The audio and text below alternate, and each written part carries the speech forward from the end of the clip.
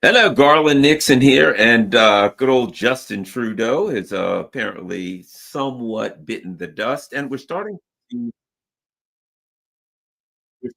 see some things from Europe that implies that they will be bending the knee to the whims of Donald Trump. Let's talk.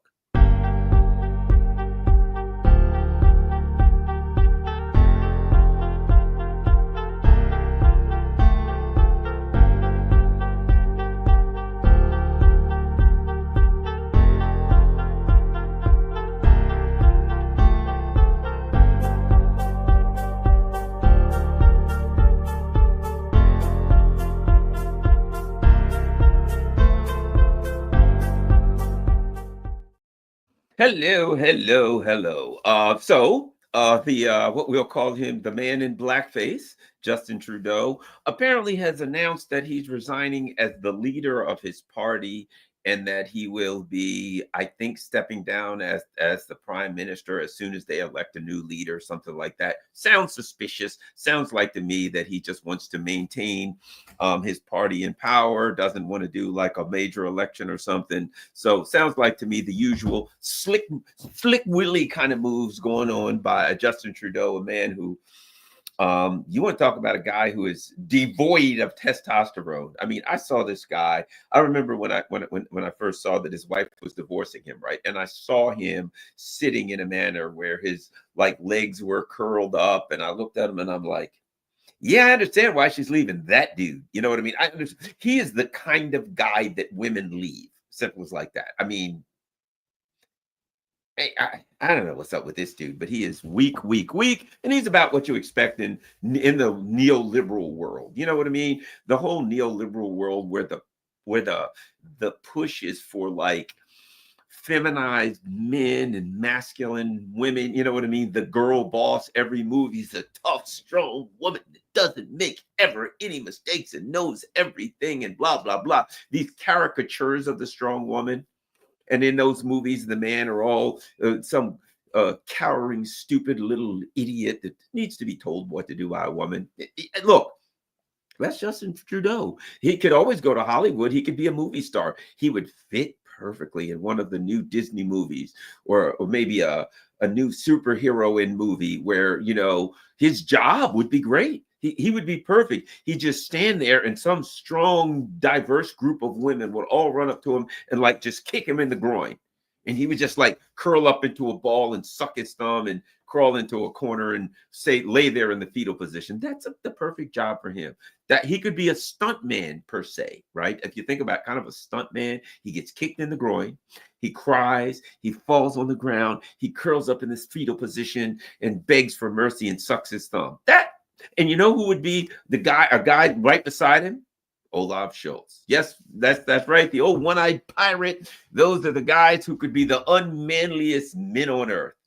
Those are the guys. In fact, I would say this: that if you ever saw that advertisement that what's her name, Vice President Harris had, where she had these guys that they were supposed to appeal to men, and these guys were like, "I'm a manly man, and I eat carburetor." Literally, one of the guys said, "I eat carburetors for lunch," and I'm like, "Yeah, real men don't say things like eating the carburetors for lunch because men are literal creatures. They're literal. We're literal." And when someone says, "I eat carburetors for lunch," a man in his mind literally sees some guy holding a carburetor, biting on it, but it's metal and your teeth aren't. And boom. And the literal part of a man's mind goes, "What the hell are you saying? You eat carburetors for lunch?" No, there wasn't a guy that wrote that. Maybe Justin Trudeau or Olaf Scholz. They might have written that. In fact, they probably, if you look at the credits for that particular advertisement, I will be willing to bet you will see Justin Trudeau as the executive director and Olaf Scholz as the, I don't know, dolly grip, whatever the hell that is. But I don't know what it is, but it's always in the credits. And no doubt those were the two people behind that. Bottom line, let's get back to this. It's interesting after all of this time of Trudeau being the strong, tough guy, according to him and the neoliberals, who was running Canada with an iron fist and all that kind of stuff, coming down on the old truckers. How dare you say that you don't agree with some government policies? You will pay and pay dearly. After all of that, He's stepping down. And here's the interesting thing about that. I think what we're seeing is the end of something. Um, I think what we're seeing is this it like the okay, in Hollywood, the girl boss, right? Right. It is this caricature of a heroine, right? Where she's has no flaws. You know, unlike if you remember, and I'm going somewhere with this, if you remember the Terminator, I love the Terminator, but the Sarah Connor had flaws. Right, and that's what made her real and lovable. And in the ones afterwards, you know, she was a little nuts, like all of us. And she had been working out, remember that, and she was tough and all that. And so you saw the development of Sarah Connor. So she was a real person who became the tough. She wasn't the girl boss. She always had flaws, right? Okay. And that was a caricature that Hollywood has been running with, that will die as, or it will die as Hollywood dies, or that's one of the two ways it'll die. Either Hollywood will get rid of it to survive, or they'll go down with it around their neck. It doesn't matter. But here's my point. That was a caricature that in this neoliberal kind of weird globalist weird phase that we're in, where the liberals had their grip on power, that was something that was normal. Now, another thing that they went with, and Obama is the perfect example, is the good-looking totalitarian leader, right? The totalitarian leader that claims they're doing the same things that the other fascists did for evil reasons. They claim they're doing it for good reasons, and they put a good-looking person out there, right? And we'll think about Obama. Obama's a good-looking guy, had a beautiful family, had kids, he had the whole 9 yards, right? He looked the part. He looked kind of regal, and he had exceptional skills. And when it came to, or his oratory skills were unmatched in politics in recent years, to be quite frank. But he was another totalitarian liberal. He overthrew what seven? He went to war, what, 7 countries? 7 countries. He was at war all over, bombing countries all over the place, doing all kinds of things for good reason. He had to help the minorities and the females and the LGBT community in those various countries, right? So you had Obama there, and he's this good-looking guy. Macron, great-looking guy. Look at the hair on this guy. How about Trudeau? Not all of the most testosterone-laden dude you ever met in your life, but good-looking guy. But the problem with Trudeau was he was a pretty guy. He was a pretty guy. No testosterone. And then, of course, they had, you know, the one-eyed pirate Schultz, who's just a schmuzzle. And I think that was our plan. I think Macron, for a while, Macron, Obama, and Trudeau were part of their plan, right? And they had come to the Hollywood, what Hollywood used to be.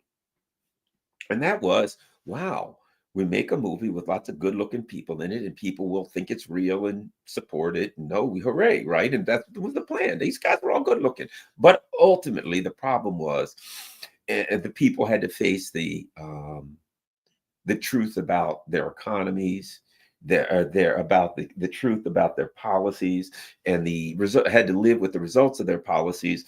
And let's face it, it's like a guy who dates a beautiful woman who gives him hell, like, or a woman who dates a good-looking guy who turns out to be some kind of a freaking psycho. For the first few months, yeah, it's all fine. You got a great-looking girlfriend, boyfriend, or, you know, whatever, right? But after a while, that all wears out, and you just got a psycho, and you don't care how good they look anymore. I mean, I ain't going to say I've been there, but I've been there, right? And a lot of people here have, where they maybe at some point in their life dated someone who they thought was very attractive, and then the person started to turn out to be a psycho. And then at some point they're like, well, person may be a psycho, but yeah, nobody's perfect. I'll try to give it a couple more months, right? And ultimately, it didn't work out because the person was psycho. Now, then again, you may be the psycho. And then again, I may be the psycho. I don't know. Somebody's a psycho. All I'm saying is this. I don't care how good a person looks. At some point, if they're a psycho, you're going to get tired of it, unless you may be the good-looking psycho. I don't know what your place is in this picture, but you understand what I'm getting at.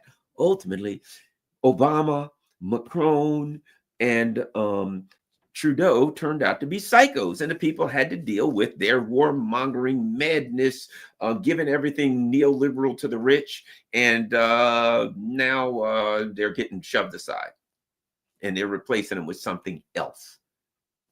Something else. I'm not going to say it's good. Something else. Something different. It was all we're doing it because with these people, those types, it was not only did they put somebody who's has good hair or whatever, the main the foundation of what they were doing was we're doing good. Why are you overthrowing that country? Well, we got to save the LGBT community. Yeah, why are you stealing all their oil? Well, to save the LGBT community, maybe. Would you believe that? Right? It's getting to the point where nobody believes them anymore, and the pressure is going up, and they're starting to. They see the writing on the wall. Trudeau's looking at Trump, and he knows Trump hates his guts, and he knows he is next door to a superpower, and the leader hates him and everything he stands for. Now, don't get me wrong. Trump is a neoliberal in many ways himself, but I'm just saying he hates Trudeau. He hates the pretty boy, weak guy who goes around smirking all the time, pretending like he's a do-gooder. Trump, he's a stick-up artist. Trump's more the type to stick a gun in your face and give me your money. He's not going to try to weasel his way around it. He's not going to try to tell you, whisper sweet nothings in your ear. He's going to stick you up. Sadly, or maybe realistically, there's people who prefer that. And to be quite honest, if I'm going to get stuck up, if I'm getting robbed, do you want, and think about this. Think about it this way.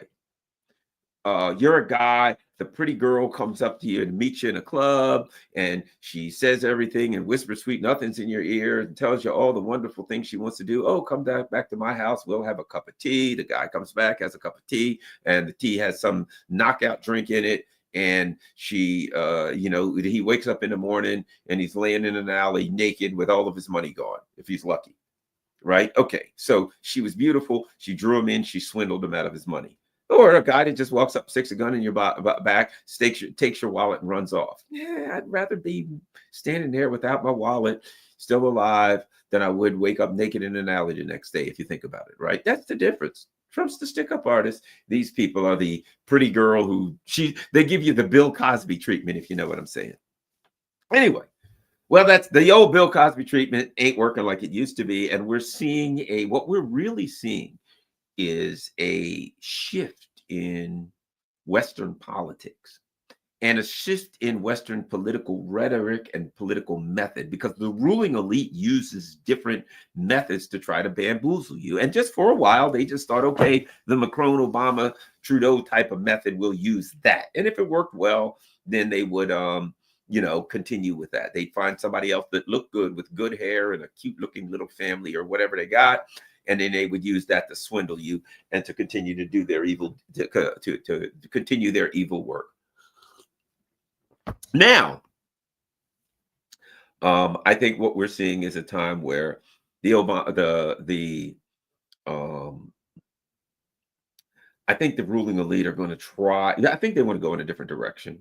I really do. I think the nice totalitarian is changing. And one of the interesting things that you see changing is the Biden administration has thrown it out the window. For the last 4 years, the Biden administration was like, oh yes, we got to go help the LGBT community in this country. We've got to do this there. We're helping this group, blah, blah, blah. Right. But since Trump lost, what is the Obama administration done? The fangs and claws have come out. They ain't even trying. Let me ask you this. Since Biden has won, have you heard one word out of the Biden administration about something they want to do for America, for the working class, for anything? Since he's lost, hey, we might have to go to war with Iran. Hey, let's overthrow Syria. Hey, they tried to install a military dictatorship in South Korea. Hey, I got a better idea. Why don't we fire attacks at Russia? That may start a nuclear war. If you think about it, since the Biden administration lost to Trump, they just said, you know what? We've been trying to pretend like we're the nice guys all along. Let's just be who we are. We've been trying to pretend like we care about Americans. We don't we hate their guts? Let's just be who we are. Let's go around the world. Let's start wars. Let's attack people. Let's overthrow governments. Hell, we only got a couple months left. Let's enjoy it while we can. Almost like the doctor comes to somebody and says, you got 6 months left, and you pull out your bucket list. 6 months left. What did I always want to do? Okay, I've always wanted to go fishing in the Keys. Just check. Let's set that up. And you just set up the things you want to do because you're going to die in 6 months, and you're like, hey, I'm going to do what I got to do, right? Whatever I can get away with for 6 months. Well, that's the Biden administration. No more faking it. No, they had 2 months left. They're just going to overthrow countries and do their evil, devious deeds for the last couple months. And they ain't even pretending anymore that they give a crap if every last American drops dead. You hear Biden, like 60 million Americans facing a gigantic snowstorm. Did you hear Biden? Or somebody from the Biden administration? How about Buttigieg, the transportation of the Secretary of Transportation? Did you hear him say, we're going to do this, we're going to have this, that, we're going to be prepared? No. The Biden administration is like, hey, we got a gigantic snowstorm that's going to hit most of America. What do you think? Yeah, who gives a rat's ass? Can't you see we're trying to start a war over here? America? Did you say America? The United States? Yeah, we don't give a shit about that.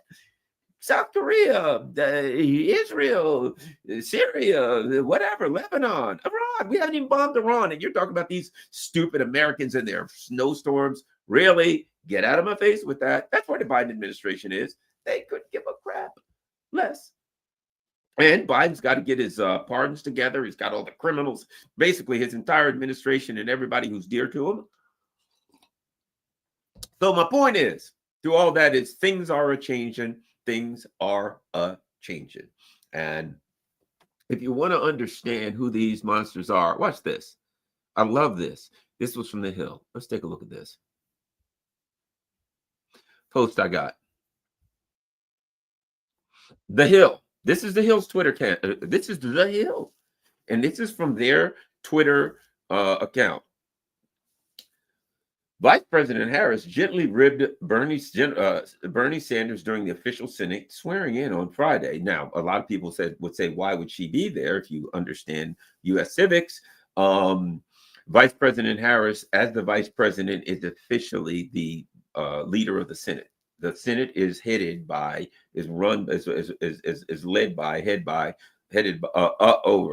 presided over by the vice president. So at the Senate swearing-in committee, Senate swearing-in hearing, the VP would have to be there. That's why a lot of people don't understand this. Something you should know about our Senate. 100 members in our Senate. But if they split 50-50, the vice president is the tying vote. She is the tie-breaking vote. She can vote for the Senate and make it 51-50. So that's the interesting thing about the Senate. But anyway, let's look at what she said to good old Bernie Sanders. She said, stand right here. Now listen to this.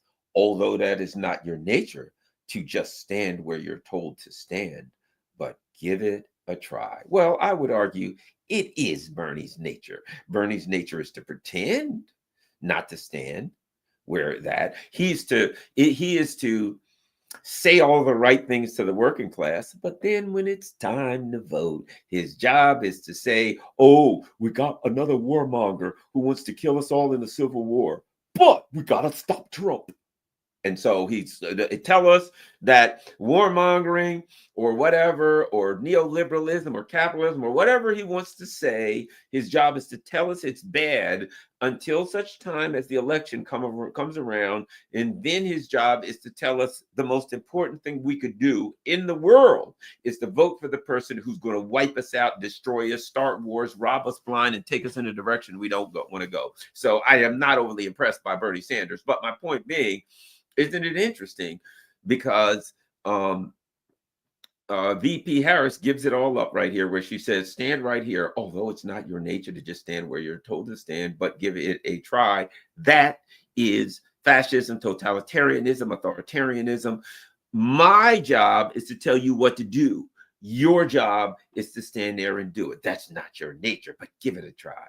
Stand right here. You know, wish somebody would say that to me. That's the worst thing anyone could ever say to me. I would say something that isn't nice, because I don't like being told to stand where I'm supposed to stand and do what I'm told. Oh, no, I am the opposite of that. All right. So that's that. Let's now hit something else that I think is of great consequence. Emmanuel Macron, speaking of men without testosterone, there was once a Canadian group called Men Without Hats, and they had a song called Safety Dance. It was a great album, believe it or not. I had the album back in the day, Antarctica, and all kinds of songs on there. But anyway, Safety Dance was a great song. But here's my point. Let's look at a man without testosterone. Macron, and what can we learn from that? If you recall, old Watash here has been saying for some time that all of these European tough guys who are saying, yeah, we've got to stand up against Trump, the so-called European leaders, we are going to stand up against Trump. We got to push back against Trump. What I've said is, as soon as Trump comes in, they'll bend the knee. Yes, sir, Mr. Trump. What can I do? You know, I always hated Biden, Mr. Trump. We like you. We think you're going to do it. What would you like to do? Oh, end the war in Ukraine. You know, do you know how long we've been saying we want to end the war in Ukraine? Why, that stupid Joe Biden, he doesn't want to end the war in Ukraine. Who doesn't want to end the war in Ukraine? Nobody that I know. How about you, Macron? No, I want to end it. End it, Schultz. Yeah, we're all, you know, we've been telling these idiots in Slovakia and Hungary how much we want to end the war in Ukraine for months, and they just won't go along with it. But thank goodness you're here, Mr. Trump, and now you're going to end the war in Ukraine, which is exactly what we want to do. You watch these spineless jellyfish. The instant Joe Biden walks out the door, they are going to do as Annalena Baerbock would say, they will do a 360. I will guarantee you that. Think about it. Just logically speaking, if you have no spine, you stand for nothing. And the guy that walks in the room that has the power, you will bend a knee to him and kiss his ring. That's what these people are. They got nothing. Let's think about this. Biden said to them, I want you to wipe out your own economies. I want you to deindustrialize. I want you to impoverish your people, destroy your entire economic bloc, and that's pretty much it. Possibly nuclear war, you'll all be killed. And they said, yes, sir, Mr. Biden. Right away, Mr. Biden, we would love to. We hate our citizens. We despise them. We want to see them all poor and cold and hungry and miserable with refugees from everywhere. Syria, Ukraine, the more refugees, the better. Yay. Yes, Mr. Biden. And now Trump's going to come in. He's going to say, hey, I want to end the war in Ukraine. And they're going to say, yeah, so do we, sir. We end the war in Ukraine. Come on. We've been talking about this for months. We're so happy to have you in power now in the United States so that you can end the war in Ukraine. Thank you. Hooray. I'm telling you, it may seem like a joke. It ain't. Anyway, what do we got here from the one and only Emmanuel Macron? Mr. Macron says, here we got an article. Ukraine should be realistic. Oh, really? Ukraine should be realistic? What about France? Hey, France, the guy that told us, think about this. I want you to think about this for a second. Macron's telling them to be realistic. Okay. Russia's got, in the neighborhood, give or take, they got 700,000 troops. Let's take it away. Let's get rid of some of them. 600,000 troops in Ukraine. Let's just go down. 600,000 troops in Ukraine. The same guy, Macron, who told us a couple months ago that he was going to send 2,000 troops to Ukraine, 2,000 French troops. Oh, yeah, that scared the dickens out of the Russians. Yes, sir, I'm going to send 2,000 French troops to Ukraine. And the Russians said, don't do that, because if you do, we'll blow them to smithereens. Oh, well, we might have to just send 2,000 French troops to Ukraine. Why didn't you just shoot them in the head? Why send them to Ukraine? If you're going to kill them, just kill them now. Right? This is the guy that's saying Ukraine should be realistic. A man who said he was going to send 2,000 troops to Russia. To Ukraine. Were they going to have air defense? Man, no, not really. Were they going to have like tanks and aircraft and all kinds of things that, you just send them there. They'd be lucky to have rations. But the good news is they wouldn't need the rations because they wouldn't be alive long enough to eat them.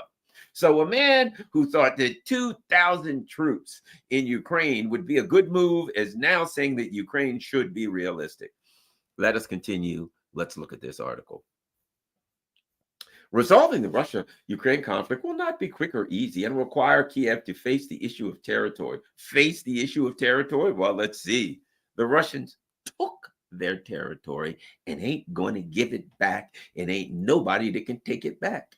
Macron, what are you going to send 2,000 troops over? Literally, the Germans tried to put together a tank brigade. I've covered this on one of my a previous segment. They decided to put together a tank brigade to go up to the Russian border. They can't have the tanks together until 2027, maybe. So they sent a tank brigade with no tanks because they ain't got them right now, but maybe by 2027. Imagine that. Well, that'll slow the Russians together. What do they have? A sign? We're a tank brigade. The Russians come through and they're like, hey, look at our patches. It says tank brigade. And the Russians are going to be like, yeah, but what about the tanks? Well, if you could hold off till 2027, we'll be in pretty good shape. But it was a single brigade. How long is that going to last on the Russian border? And what do you need a tank on the brigade on the Russian border for? Because the Russians have no intentions of attacking Europe. But whatever the case, Macron would have 2,000 soldiers, and Germany could cough up a tank brigade with no tanks. And I guess the Russians would just cower in fear and not attack Europe because they already weren't going to attack Europe. I don't know. I'm confused. Here's my point. Macron is saying the Ukrainians need to hold a realistic discussion on the territorial questions, and only they can do that. Only they can do that. A realistic discussion. The Europeans. These are the people that told us, oh, the Russians are running out of missiles 3 months in. Oh, remember, these are the people that told us the Russians are fighting with shovels because they're out of stuff. These are the people that told us the Russians had to take computer chips, their chips out of the washing machines to use in their missiles, as though a computer chip that would run a washing machine would also run a hypersonic missile. That's what these are the people that are now saying the Ukrainians got to be realistic. The Ukrainians got to be realistic. Where would they learn being realistic from? Certainly not Europe. Certainly not you, Emmanuel Macron. The United States of America has to help us change the nature of the situation and convince Russia to come to the negotiating table. Gee, I wonder if the United States of America. Well, I think we know that the Biden administration ain't going to do it. Could he be talking about Donald Trump? So now, instead of saying, we got to fight the Ruskies, we got to stand up against the Ruskies, we got to strengthen the Ukrainians so they can take their territory back. And now he says, the United States of America has to help us change the nature of the situation and convince Russia. That's what he sounds like.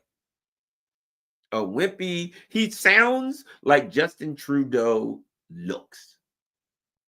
He is. I mean, and what is he saying? He's bending. That's in a way that's bending a knee to Trump. The United States of America has to. Do you think he's talking about Biden? Clearly, Biden's trying to start World War III. He has no intentions. The United States of America has to help us change the nature of the situation. Change the nature of the situation. And what is the Trump team saying? We want to get the hell out, and we ain't giving them no more damn money. Now, I don't know if that's true or false. I don't know. I kind of think Trump wants the hell out. Whether he can fight with the deep state and get it out, I don't know. But I do really believe, based on everything, considering the fact that some of the people that tried to kill Trump had connections to the Ukrainians, I think that might have been a convincing factor. I'm just saying, if you tried to kill me, I probably wouldn't like you that much. Probably. But my point is, he's setting the table now. Macron is setting the table for the 180 or Annalena Baerbock's 360. He's setting the table for that, clearly. While the European members of NATO have the responsibility to craft security guarantees for Ukraine, here's what kills me. Can I add this?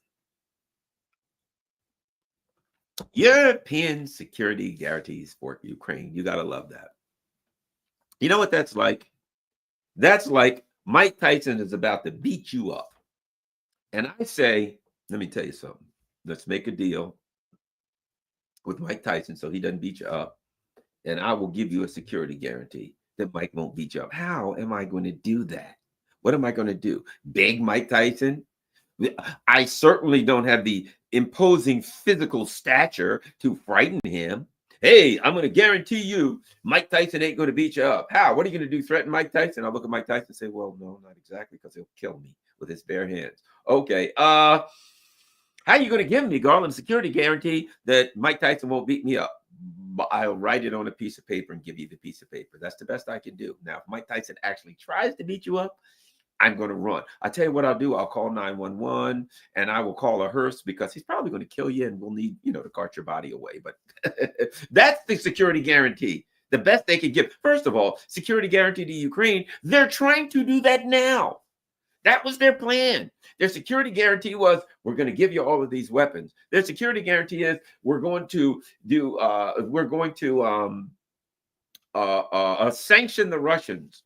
The ruble will be rubble. We'll fix them. We'll destroy the Russians. That was supposed to be the security guarantee. And guess what happened to the security guarantee?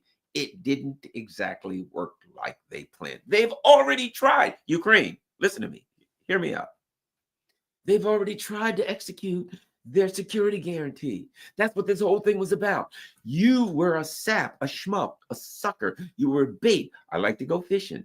There's some fish that the way you catch them is you put a minnow on a hook and a bite, you throw it out there, and when he grabs the minnow, and then you catch the fish, right?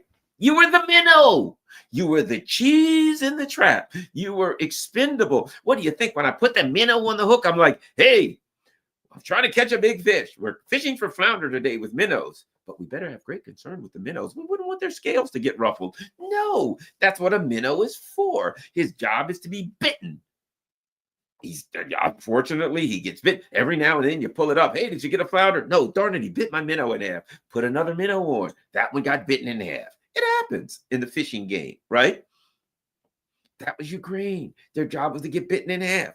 And hopefully they'd catch themselves a Russian flounder. Bad news. The Russians stole the bait. They ate the bait. It happens sometimes when you're fishing.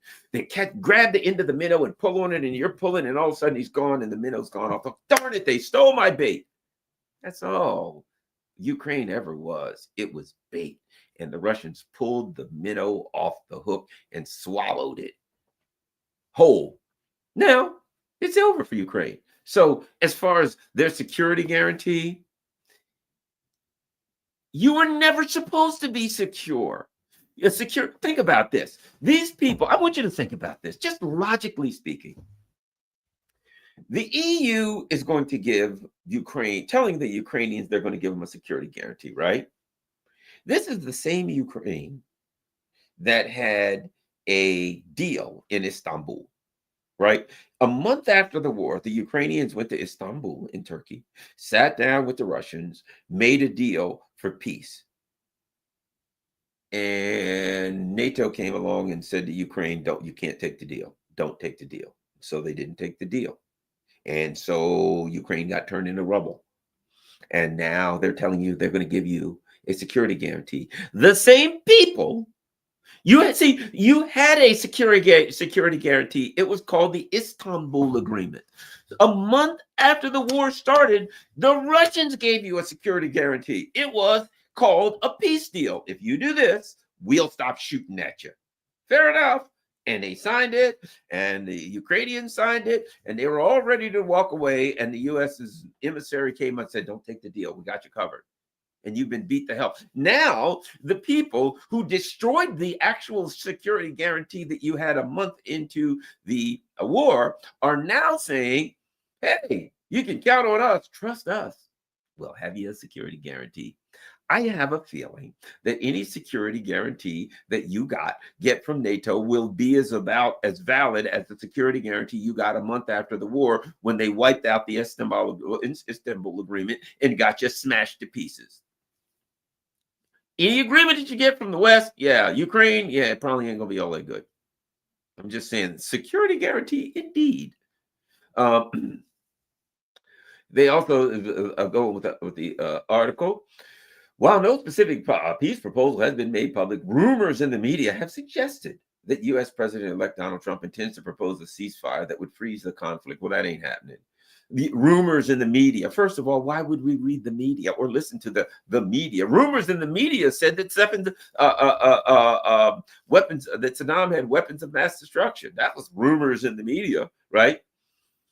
Uh, the French president also warned that, quote, there is no quick and easy solution in Ukraine, even though Trump is pledged to end the conflict swiftly once he takes office. Well, we don't know. You're saying there ain't no quick and easy. Well, how about this? Let me tell you how quick and easy a solution is. It's so easy that if we had a time machine and went backwards to the beginning of the war, we would have a solution, because the Russians and the Ukrainians signed a peace deal and NATO killed it. So that's how easy. Well, it's impossible to get a solution, even though we already had one and it was a signed document. How can we possibly get what we've already got? The Russians and the Ukrainians got a peace deal in 1 month. And now Macron says we can't possibly get a peace deal. It's impossible. It's so hard to get a peace deal. Except that we already had one. Oh, excuse me. Before that, we had the Minsk Accords. We had two.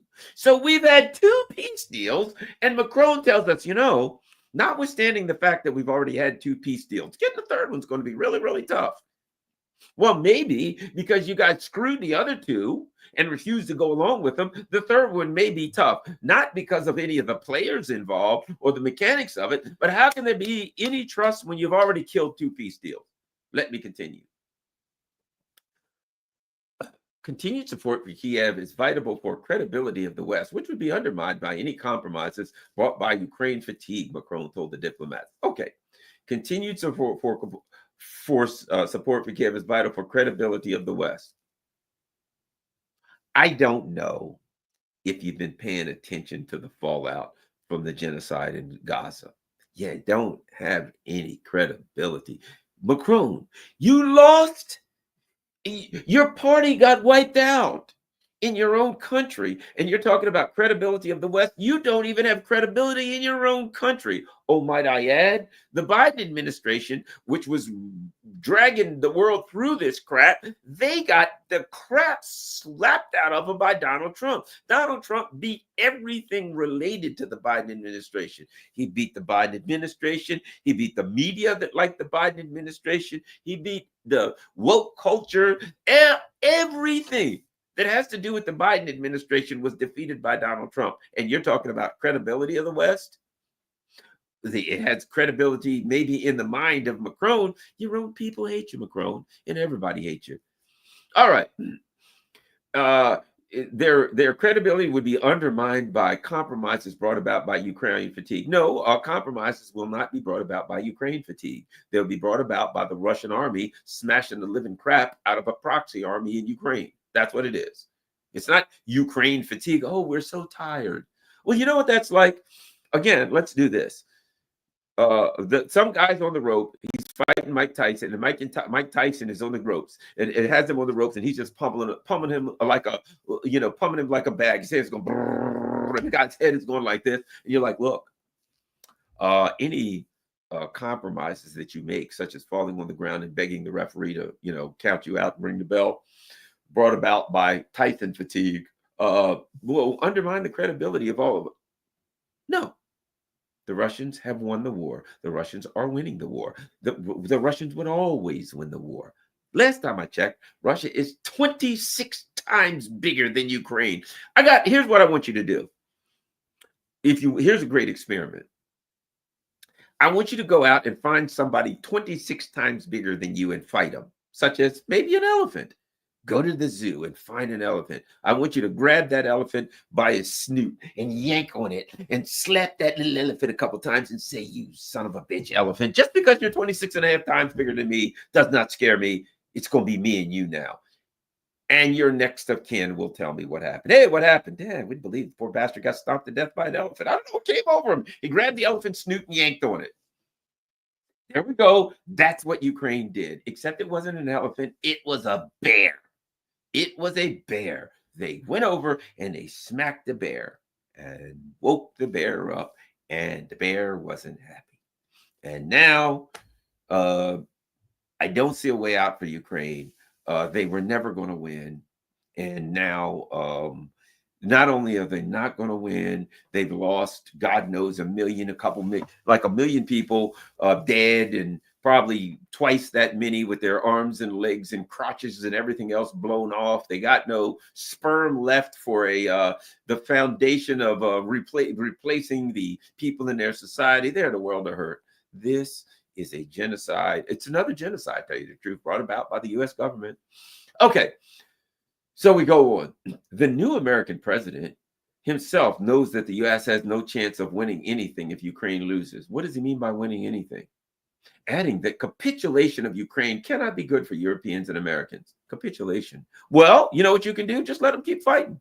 They don't have to capitulate. Mike Tyson's got you on the ground going on the ropes going with your head. You don't have to capitulate. At some point, those punches are going to they're going to have an effect on the outcome of the situation. Okay, so here's an easy one, and I think at some point it may come to this, where the Trump people say to the Ukrainians, "Look, you have to give the Russians this, this, and this if you want a deal." And then Ukraine say, "We won't possibly do that. No, we will not capitulate to the orc Russians."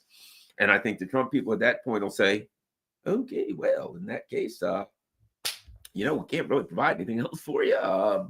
No missiles, no guns, no intelligence, no nothing. So here's what we're going to do. Apparently you know how to handle this situation far better than us. You sure you don't want to give up some land and be neutral in some of the things the Russians want?" No, never.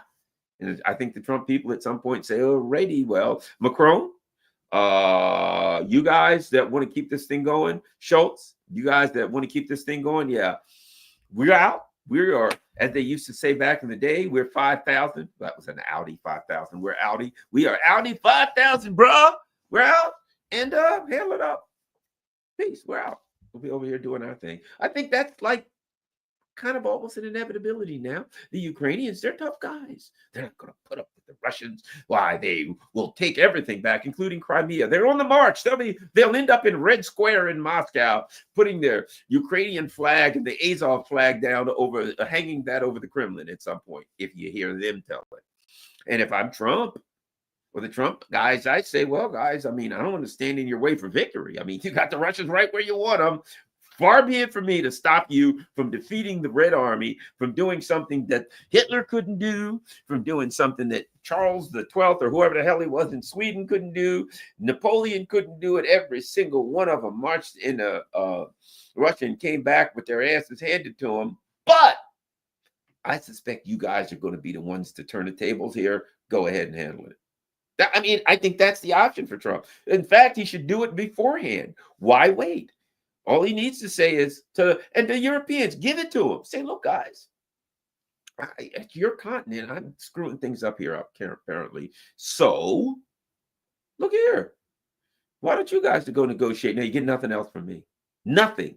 You guys go negotiate. And if you can't get the deal that you want on your continent with the Russians, then you need to move forward in a way that you see fit. Adios. AMF, adios, mofos, my friends. I think that's at some point, I think that's the true stalemate we end up with. But my point being, what you're getting from Macron, he starts off by saying, yeah, you guys are going to have to give up some land. And then he tries to play the tough guy because Biden ain't out yet. He's starting to pull the reins back because Biden ain't out yet. He's got another 15 days or whatever the hell. But when Biden's gone, they will be kissing butts. You watch. Capitulation of Ukraine cannot be good for Europeans and Americans. You know what? Here's the thing about it. That's telling, isn't it? You notice he didn't mention Ukrainians. Hey, stopping that war. That sure, you don't have electricity. Your people are being slaughtered. Your country's being blown to hell. But let's talk about Americans and Europeans, okay? Let's talk about it. What about us? Sure, you the ones doing the dying? Fair enough. Generations wiped out? Absolutely. All your money gone, your economy collapsed, all of the better part of your country taken by a superpower on your border? True, true, true. But what about us? We're the ones that's really suffering here. You know, it says, well, cannot be good for Europeans and Americans. Nowhere in the conversation does he give a crap about Europeans because their job is to die. They are cannon fodder and they're pretty good at it. Pretty good at it. Ukraine's Vladimir Zelensky has outlawed any talks with Russia so long as President Vladimir Putin is in office, and has insisted on a peaceful platform that would see a unilateral Russia withdrawal from all territories claimed by Kiev, payment of reparations, and war crimes prosecutions. There you go. So this is an easy one. Easy. Trump sits down and says, "What do you got, Zelensky? Let's see. Notwithstanding the fact that we're losing the war, we got to win the war. Everything that we want, we get, even though we're losing the war. Meanwhile, they get nothing. What about you, President Putin? Well, we're just going to finish. We'll keep on fighting. If they don't give us what we want, you already got a list of what we want, and he don't sound like he's going along with us. Have a nice day. I gotta get back to the Kremlin to do Kremlin-y things, and I guess we'll just continue smashing Ukraine to pieces until they wake up and see the light, or not. Whatever the hell. At some point, we'll have to stop because we're at the Polish border. But that's the direction things are going now. That's where they are, and I think Moscow has dismissed Zelensky's proposal as delusional. Russia's terms for ending the hostilities insist on Ukraine becoming neutral, demilitarized, and denazified, while accepting the new territorial realities on the ground and guaranteeing all the rights of ethnic Russians and Russian speakers. Any peace will require the removal of all Western sanctions on Russia as well, the Kremlin has said. So, as I said, Donald Trump's fight ain't with Putin. Putin's pretty clear. The Russians are pretty clear. But you got Zelensky saying, no way, we've got to win the war. And basically the Trump people should just say, well, go ahead and win it then. Why are we in your way? Excuse me. Sorry for pulling you apart from the war room. You should be in there planning with your military leaders because the victory is certain. Adios. And meanwhile, I'm telling you, you watch. I'm telling you, those European leaders, what's left of them, what's left of the European leaders, going to kiss Trump's butt and go along with whatever he says. When Trump is in, within 24 hours, every one of them, I'm going to tell you this, within 24 hours, every single one of the European leaders, Starmer, you name it, will be on board with Trump, every one of them, within 24 hours. What choice do they have? They got nothing. Can they go home? They're sharpening up the guillotines all over Europe. Think about this. 20th of January, Donald Trump should he live that long, Donald Trump will be president. But 23rd of February, the Germans have an election.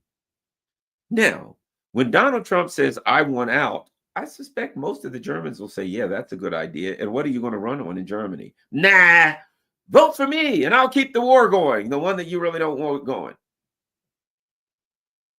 So we shall see there. Keir Starmer. Well, here's something interesting, too. I got to touch base with something else before we go. And that is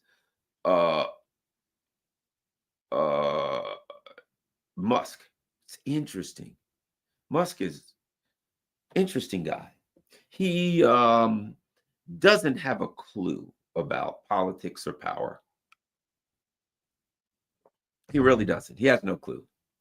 And I think that he is going to be a pain in the neck for the Trump people. I really do. He's getting in all of these Twitter battles with people now. He's I think it's Keir Starmer.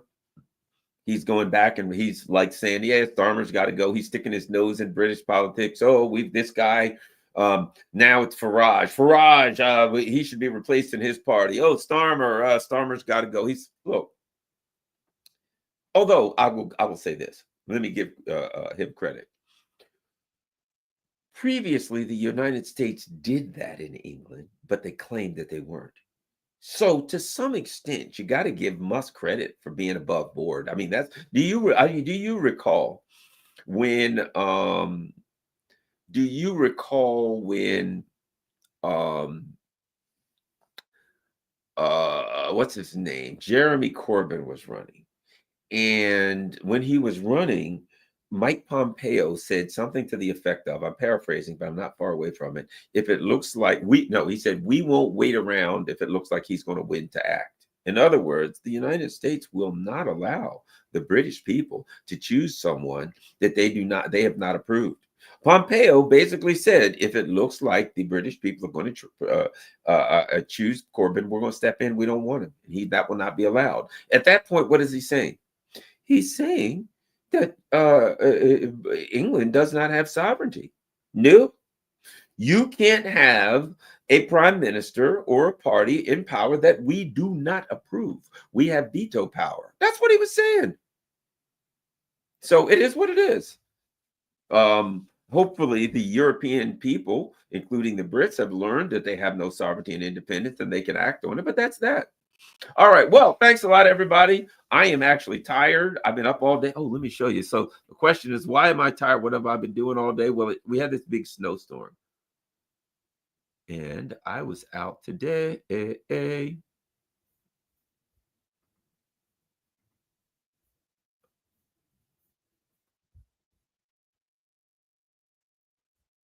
Let me see something. Hold on.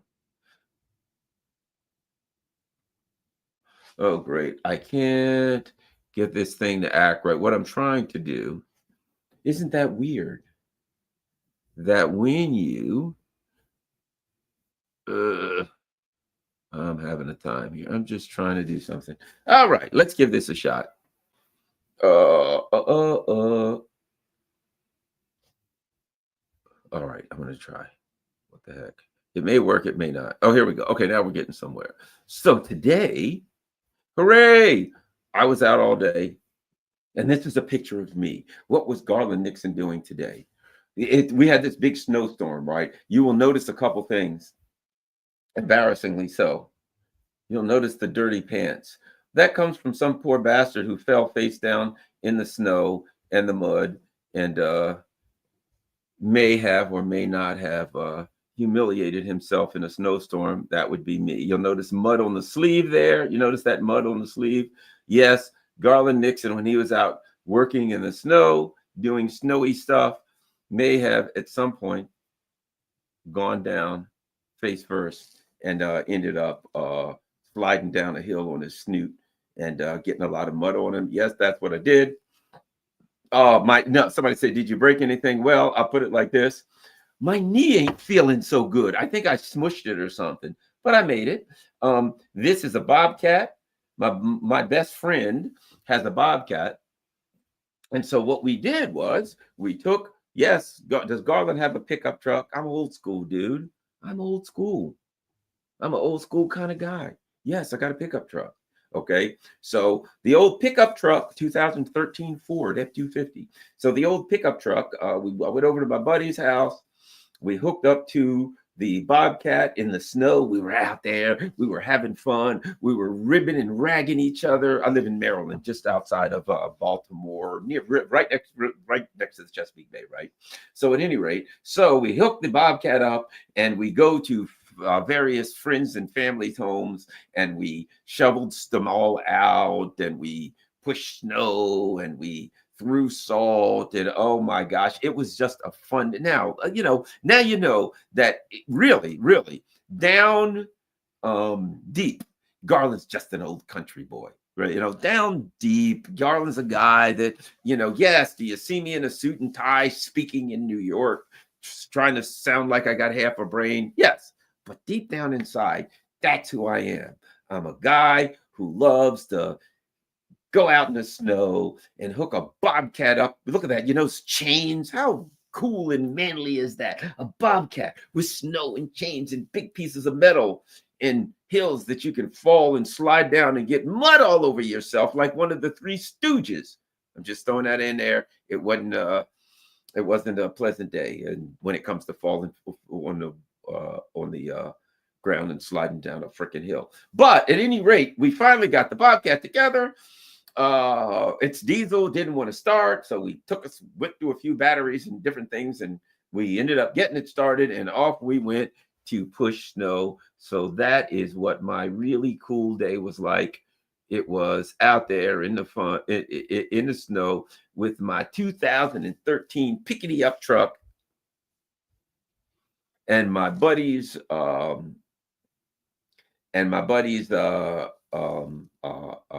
trailer and his Bobcat, and we had a blast. It was a lot of fun, and so that's what I've been doing the last couple of days. You notice? Come on, dude. If you want to know who I am, I got on a camouflage hat. That's a camouflage hat.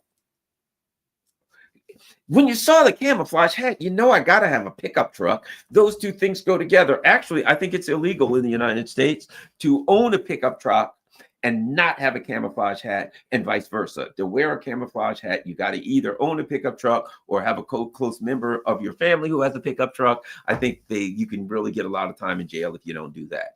But at any rate, so yes, that was my day today. That's why I'm tired. That's why I got on late. Tomorrow at 10 a.m., Tuesday morning at 10 a.m., I got Latham Roof coming on. 1 p.m., I got Dr. Jack, who wrote The Scourge of Neoliberalism.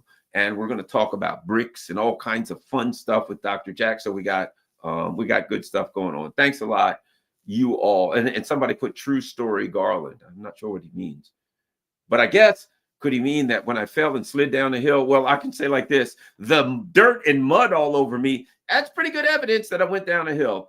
But yes, in some parts of Texas, it's illegal not to have a rifle in the back of a truck. Well, I will say this: I don't have a rifle or any kind of a weapon in the back of my truck. I'm going to say I've never had a weapon in my truck. You got to remember something. A lot of people forget this. I am a retired law enforcement officer. And in the United States, a retired law enforcement officer can carry a gun anywhere. In fact, if I want to carry a gun, take my gun to the airport and take it somewhere, all I have to do is notify the airport before I'm traveling, before I get there, that I'm going to have a gun in my baggage or whatever. And legally, federal law, they can't say no. So I'm just going to say it's possible there may have been a weapon in my truck at one time or another, but it certainly wasn't a rifle. And I'm not a real big gun guy. It's just that I was a law enforcement officer and I can carry a gun, and there's times in life where you may consider carrying one. I'm just saying I'm not really a gun kind of guy. I'm not an anti-gun kind of guy. This is life. The law says what the law says, and it is what it is. But at any rate, I'm a pickup truck and camouflage hat kind of guy.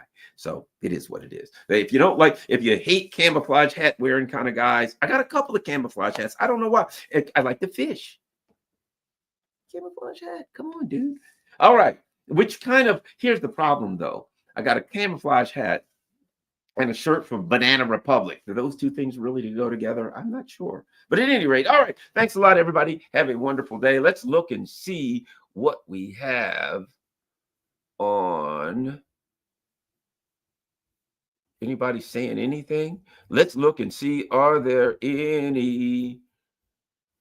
We don't have any super chats. Might I add? Oh, by the way, guess what, guys? Big news. You can become a member. I think it's $4.99 or something. If you look at when you look at my show, you'll see the thing that says join. If you click on that, you can become a member. It's like $5 a month, I think, like that. So please become a member.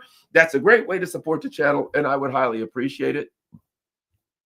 Looks like we don't have any super chats, which is fine. Let's look at Rockfin. Oh, we got some. Eleanor Johnson didn't say anything. Brian Sumner says fishing in the Keys is awesome, isn't it though? Oh, I love fishing in Florida. For grouper, let me tell you, I had a buddy that lived in Florida. I used to go down there and we'd go grouper fishing, and we'd bring the grouper back and fillet them and cook them on the grill with some asparagus and oh my God, potatoes or rice. Unreal. All right, let's look at Rumble and see if we got any Rumble rants. Do we have any Rumble rants? Oh God, I can't even find my own Rumble page, but I will, and then I will tell you if we have Rumble rants. Oh, we got a Rumble rant. It's Marduka something. Governor Trudy, I'm sure, by someone, somewhere, surely, probably, maybe. Oh, I love that. That's great. Yes, someone else had something great. Trudeau is going back to his true and first passion, the stage. He'll be trying to revive one-man minstrel shows. Yes, dude, it's going to be in dude's going to be what the hell to think about him? I don't even know what to say about that guy. Is there anything else? Let's see. Did I have another one? Oh, let's do this. Since we're still here, let's look at one more article. What the hell? Why shouldn't we? Here's another interesting article. Trump claims Biden is making transition as difficult as possible. After offshore drilling ban, Trump can't easily reverse. Guys, I understand what Trump's saying, and he's right there in a way. Trump claims Biden is making transition as difficult as possible. He had me there until the part where he goes, after offshore drilling ban, Trump can't easily reverse. Why do I have a feeling that maybe there's bigger fish to fry? For instance, he's overthrown countries. He's trying to start a war and overthrow the government of South Korea. He's firing missiles into Russia, trying to start a nuclear war and kill us all. I think he's trying to make your transition as difficult as possible. Let's start here. He's trying to kill you. You can't have a more difficult transition than one in which you do not survive. I'm just saying, President-elect Donald Trump accused Joe Biden of doing everything as possible to make the transition as difficult as possible.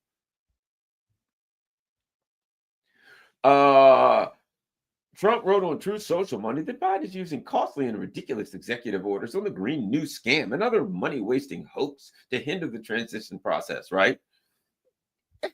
Again, well, now I'll say this about Trump.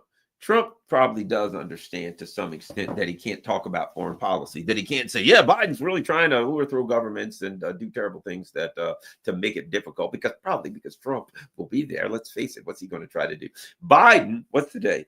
The Biden administration, watch this. Let's see if I can find this. Did you know Biden?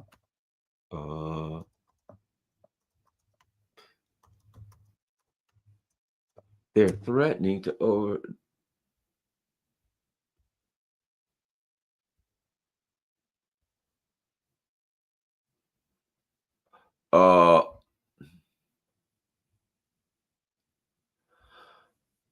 So Biden apparently is meeting. Here's what they say: with the president-elect. Venezuela's Edmund Gonzalo meets with Biden ahead of clash with Maduro. Opposition leader, let's do it here. Because they, of course, they got to try to start a war in South America too. So just so you know, in case you didn't know, Biden wasn't trying to start a war with Venezuela. To ask for the United States support ahead of his announced plans to travel to Venezuela this week to be sworn as the South American country's next president, despite the plans of dictator Nicolas Maduro to do the same. Well, let me see. Maduro actually won the election again and has the support of the Venezuelan people. So now Edmundo Gonzalez says, yes, I may have, everybody who was running against Maduro got crushed. But I think I'm really the president. In fact, I think I'm the president of the United States. I'm traveling January 20th up to D.C. for my inauguration, despite the fact that the dictator Trump claims otherwise. Gonzalez, who arrived Sunday night in the U.S. after meeting the presidents of Argentina and Uruguay, has repeatedly confirmed that he will be in Venezuela for the January 10th presidential inauguration, despite the regime's plans to arrest him once he sets foot in the country. Yes, sir. I'm going to go there and I'm going to become president on January 10th. The opposition leader, Lito, was expected to meet with the Secretary General of the Organization of American States, and had plans to travel to other Latin American countries, including Panama and Dominican Republic. In other words, he's going to meet with all the U.S. puppets. Gonzalez described his meeting with Biden and his team as long, cordial, and fruitful. They discussed the relationship of the two countries. He added the United States continues to fully support the efforts of all Venezuelans to recover its democracy. Well, really? How about the efforts of Americans to recover theirs? How about the efforts of Europeans to recover theirs? Possibly. Gonzalez, who is recognized by the U.S. and other democratic nations as the real winner of the presidential election held on July 28th, touched on the plans announced by Venezuelan opposition for a massive demonstration to be held this week in the country. Oh, God. A massive demonstration in Slovakia, a massive demonstration in Georgia, and color revolution. People are so sick and tired of that. We're asking for Venezuela to accompany those of us running this fight to recover the Venezuelan democracy, yet recover the Venezuelan oil.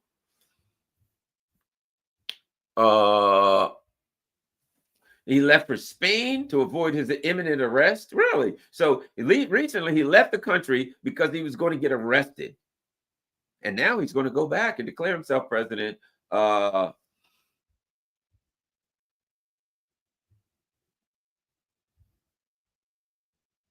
Monday, the Interior Minister said that Gonzalez will be arrested immediately if he shows up in Venezuela. We're waiting for all of them. No one is inviting them. Their presence here is an act of invasion of the country. We're waiting for them as invaders. They will be arrested and placed at the disposal of the Venezuelan justice system. So,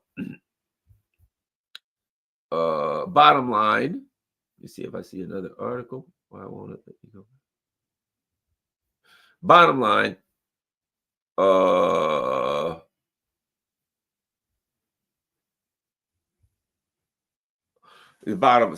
anyway, so that's where we are. The Biden administration is now threatening the Venezuelans for January 10th, which just happens to be 10 days before Trump comes in office. So maybe that's another war they want to start. Hell, they haven't started, they haven't been successful in starting wars all over the place. So let's see. Let me see. Do we have, wait a minute. Hung Miao says, retired Army combat disabled infantry. Well, thanks a lot. I guess I'm not sure what that means. All right. Well, thanks a lot, you all. I am actually tired. I'm very, very tired from struggling today with the snow. I fought the snow, and the snow won today, but I had a blast. It was great being out there in the snow in my pickup truck. I bet a lot of people didn't know I had a pickup truck and that I was a pickup truck kind of guy. You should have guessed. Camouflage hat. You should have guessed that I'm a pickup truck kind of guy. All right. Thanks a lot, you all. Have a great day. Somebody says, come on, Garland. Your father wore a hard hat. Get a grip on a bit of dirt on your jeans. Yeah, you're right. I got to give you I got to give you credit there. I've told many people my dad was a longshoreman. He worked on the docks, and anybody who understands dock workers knows what I mean. He was a hard, tough dude. I mean, I'm not saying he was a bad guy. I'm saying he was a tough ass freaking. Those guys. If you ever go down to the dock, and like on the East Coast, and imagine like the coldest of cold, the hottest of hot. They're out there, they're moving stuff, they're taking stuff off ships, they're cursing, they're fighting, they're doing all kind of manly stuff. That's what a manly job. And I still remember my dad had a hard hat. And back in the day, there was this thing called a longshoreman's hook. I will find you a picture of it for those of you who've never seen one. Images. I saw one of these things when I was a kid. My dad had one. Watch this. My dad had, when I was a little kid, my dad had one of these. You can look it up. Share screen. This was a longshoreman's hook. You notice that? See that? All the longshoremen carry those, right? And basically what a longshoreman did was you held that with a T and you reached down and it would hook things and you grab things and you use that. You sometimes one in each hand, and they use them to pick things up and carry things. Isn't that interesting? That was a longshoreman's hook. It was hard. Can you imagine how strong those guys were? Trust me when I tell you this, you didn't want to tussle with my dad. Longshoremen were hardworking, strong men. At any rate, thanks a lot, you guys. Much love. I'm going to take a hike. Get myself together and crash and get up tomorrow morning. Laith Maruth, 10 a.m. Eastern Standard Time. I'm out. Oh, I almost forgot. Share this on all your social media platforms. If you can afford it, number one, become a member of the channel. Join. Click that join button. It's only like $5 a month or something. Number two, if you can do PayPal, Cash App, Buy Me a Coffee is always great, or of course Patreon. Thanks a lot. If you can't, just share this on all your social media platforms. Yet Tiger Balm let me tell you, somebody just put Tiger Balm for the knee. Yes, Tiger Balm's good stuff. I live by Tiger Balm for muscle pain. It's good stuff. All right. Thanks a lot, guys. I'm out.